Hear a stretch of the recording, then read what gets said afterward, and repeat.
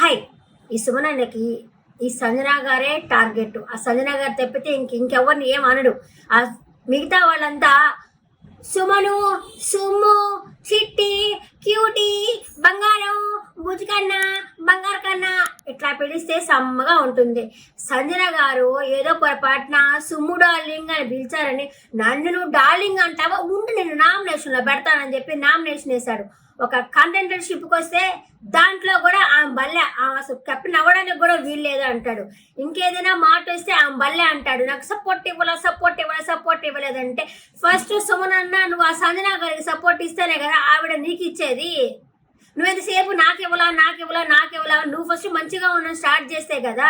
వచ్చినప్పటి నుంచి ఇప్పటిదాకా ఆమెదే టార్గెట్, ఆమెతోనే పెట్టుకున్నాడు. ఇంకెవ్వరు దొరకలే, ఇంకెవ్వరు కనిపించారు ఆ సుమనన్నకి. సంజన గారే టార్గెట్ గా అనిపిస్తారు. నాగార్జున గారు అదే చెప్పారు.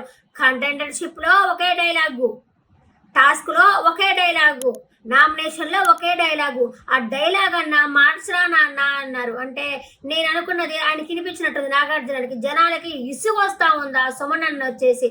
ఏమి సుమనన్న ప్రపంచము కానీ అంత ఎలివేషన్ ఏమో కానీ అస్సలు ఒక నామినేషన్ పాయింట్ కూడా సరిగ్గా పెట్టలేకపోతా ఉన్నాడు. 300 సినిమాలు చేస్తే నామినేషన్ పాయింట్లు రావా?